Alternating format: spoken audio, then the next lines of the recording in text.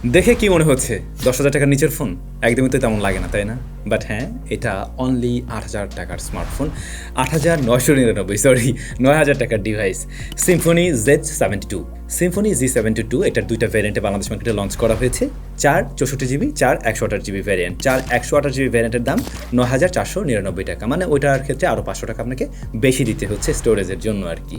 তবে আমার তো মনে হয় স্টোরেজ একটু বাড়িয়ে নেওয়াটাই ভালো, মানে বুদ্ধিমানের কাজ হবে 128 জিবি ভ্যারিয়েন্টটাই নেওয়া। কেন, ব্যাপারটা একটু পরে আমি বলছি। সিম্ফনি Z72 ফোনটার রিয়ার প্যানেলটা কেমন, দেখতে কিন্তু ভালোই লাগছে, এবং এই যে ক্যামেরার মডিউলের যে জায়গাটা, এটা কিন্তু একটা শেল দিয়েই তৈরি করা, একটু উঁচু, বাট টোটালটা একটা শেলেই রয়েছে এখানে। হঠাৎ করে দেখতে আপনার মনে হবে তিনটা ক্যামেরা, মূলত দুইটা ক্যামেরা আছে, যদিও বা একটাই কাজের আর কি। আর 3.5 মিলিমিটার হেডফোন জ্যাকটা দিয়েছে ওরা, উপরে সেকেন্ডারি নয়েজ ক্যান্সেলেশন মাইক দিয়েছে, এই জন্য থ্যাঙ্কস অবশ্যই, কারণ এরকম প্রাইস পয়েন্টের ম্যাক্সিমাম ডিভাইসে আমরা এই জিনিসটা দেখি না, তো সিম্ফনি এখানে দিয়েছে আর কি। আর এটাতে ফিঙ্গারপ্রিন্ট স্ক্যানারটা সাইড মাউন্টেড, হোম বাটন মূলত যেটা, ওটাই ফিঙ্গারপ্রিন্ট স্ক্যানার হিসেবে কাজ করছে। এই প্রাইস পয়েন্টের ফোনগুলো দেখবেন একটু বড় সড়ো হয়ে থাকে, এই ফোনটাও ঠিক সেরকমই, অনেক লম্বা টাইপের একটা ডিভাইস। ওজনের দিক থেকেও মোটামুটি কম না, 195 গ্রামের ওজন, আর থিকনেস সেটাও মোটামুটি ভালোই। এই ফোনটা বেশ শক্তপোক্ত মনে হবে আপনাদের কাছে, মানে পরে টরে গেলে ভেঙে যাওয়ার পসিবিলিটি বোধহয় কম রয়েছে। প্লাস্টিক ব্যাগ, প্লাস্টিক ফ্রেম, রিয়ার প্যানেল ফ্রস্টেড হওয়াতে ফিঙ্গারপ্রিন্ট স্মাচেস দেখা যায় না। একটু আগে যেমনটা বললাম, ফোনটা অনেক বড় সড়ো, তাই ডিসপ্লেটাও পাচ্ছেন বড়। 6.88 ইঞ্চের প্যানেলটা মূলত একটা IPS LCD প্যানেল, ইনসেলের প্যানেল মূলত এইটা। তবে ডিসপ্লেটার যে বিষয়টা আমার ভালো লাগেনি, পাঁচসোল কাট আউট নেই এখানে, রয়েছে ওয়াটার ড্রপ নচ, যা এই সময়ে দাঁড়িয়ে একদমই বেমানান লাগে। সেটা যদি আপনি আমাকে বলেন যে ফোনটা আমি তো 10,000-এর নিচে কিনছি, হ্যাঁ সে জায়গায়ও আমার কাছে বেমানান লাগছে, বরং এখানে একটা পাঁচসোল কাট আউট দিয়ে আসলে এই ডিসপ্লেটাই HD+ হওয়া সত্ত্বেও আপনাদের কাছে দেখতে আরও বেশি ভালো লাগতো। হ্যাঁ, এই ডিসপ্লেটা HD+ রেজুলেশনের একটা ডিসপ্লে। তবে ইন্টারেস্টিং ব্যাপার হলো, এই ডিসপ্লেটাতে আপনি 120 হার্টজ পর্যন্ত যেতে পারবেন। এই যে দেখুন, এখানে 60 হার্টজ, 90 হার্টজ এবং 120 হার্টজও আপনি লক করতে পারবেন, কিংবা আপনি অটোমেটিকেও যেতে পারছেন। এই জায়গা দিয়ে আবার পোষায় দেওয়ার ট্রাই করছে। এখন এর এই 120 হার্টজ হাই রিফ্রেশের ব্যাপারটা আপনি আবার ওইভাবে হয়তো নোটিস করবেন না। 120 হার্টজকে আপনার লাগতে পারে 90 হার্টজের মতো, কিছুটা ওরকম ফিল দেয়। এটার কারণ আছে একটা, সেটা হচ্ছে গিয়ে এখানে যে প্রসেসরটা রয়েছে সেটা কতটুকু ভালোভাবে পুশ করতে পারছে, সব কিছু মিলেই আর কি। তবে রেগুলার 60 হার্টজের তুলনায় অবশ্যই এটা আরও বেশি স্মুথ মনে হবে আপনাদের কাছে। HD+, এই ব্যাপারটা নিয়ে কমপ্লেন করতে পারছি না, কারণ ফোনের দাম তো কম, অনলি 9,000 টাকা, তো সেই জায়গায় কমপ্লেন করার সুযোগ থাকে না ঠিকই। তবে যারা মিডিয়া কনজামশন করবেন, খুব যদি কাছ থেকে দেখেন, সেক্ষেত্রে আপনার মনে হবে রেজলিউশনের ঘাটতি আছে। আবার এইটুকু দূরত্ব থেকে যদি দেখেন, তখন খুব একটা চোখে লাগে না, বড় ডিসপ্লে হওয়ার কারণে বরং যে কোনো ভিডিওটি দেখে মজা পাওয়া যায়। লোয়ার চিনটা একটু ভারী মিন্স একটু মোটা, এটা আর একটু ন্যারো থাকলে সুন্দর লাগতো ডিসপ্লেটা আরও বেশি। ডিসপ্লের কালার রিপ্রেজেন্টেশন ভালো, এটা একটু ভাইব্রেন্ট করে কালারটা প্রেজেন্ট করছে। কিছু কালার একটু বুস্টেড লাগে আর কি, মানে একুরেট না, একুরেসি পাবেন না। বাট মিডিয়া কনজামশন বা এই প্রাইস পয়েন্টের একটা ফোন দিয়ে কী বা করে, সে কাজগুলো হ্যান্ডেল করতে পারবে ঠিকঠাকভাবে। আই হোপ ওতে করে কোনো সমস্যা থাকবে না। তবে প্রোটেকশনের ব্যাপারটা নিয়ে একটু সন্দিহান, সেখানে কি আছে আমি শিওর না। আপনারা অবশ্যই এই ফোনের সাথে একটা প্রোটেক্টর ব্যবহার করবেন, বরং সেটাই ভালো হবে। ক্যামেরায় রিয়ারে 52 মেগাপিক্সেলের মেইন শুটার রয়েছে, এর সাথে একটা সহকারী সেন্সর আছে আর কি। আর ফ্রন্ট ফেসিং ক্যামেরাটা 8 মেগাপিক্সেলের। এই প্রাইস পয়েন্টের ফোনের ক্যামেরা জাস্ট নামে মাত্রই থাকে, এখানেও তার চাইতে আমরা বেশি কিছু পাইনি।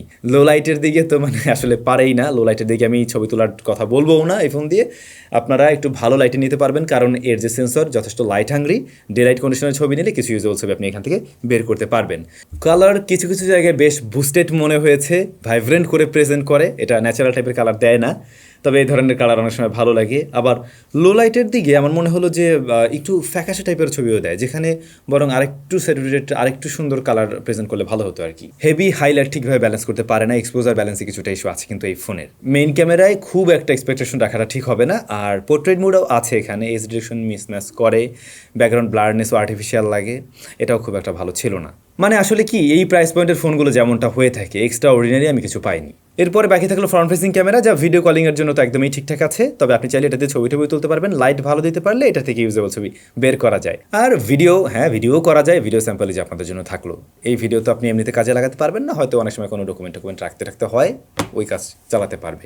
ক্যামেরাতে সিম্ফনির আরেকটু ইম্প্রুভমেন্টের দরকার ছিল এখানে। ওদের বেশ কিছু ডিভাইসের ক্যামেরা যথেষ্ট ভালোই আমরা পেয়েছি, তবে এই ফোনটার ক্ষেত্রে আমি আরেকটু বেটার কিছু আশা করছিলাম আসলে। ফোনটা রান করছে অ্যান্ড্রয়েড 15-এ, আর এই ডিভাইসটাতে প্রসেসর হিসেবে রয়েছে ইউনি SoC 606। সেই সাথে র্যাম রয়েছে 4GB এবং আরও 4GB আপনি ভার্চুয়াল র্যাম ব্যবহার করতে পারবেন। অন্যদিকে 128GB এবং 64GBতে পাওয়া যায় এই ডিভাইসটা। এখন ইউনিএসএসডি T606 একেবারে এন্ট্রি লেভেলের একটা চিপ, এটা তো নতুন করে আর পরিচয় করে দেওয়ার মতো কিছু নেই, যা এন্ট্রি লেভেলের কাজবাজ সামলাতে পারছে ঠিকভাবে। তবে লেটেস্ট অ্যান্ড্রয়েড পাচ্ছেন, এইটা হলো কি একটু সুবিধা।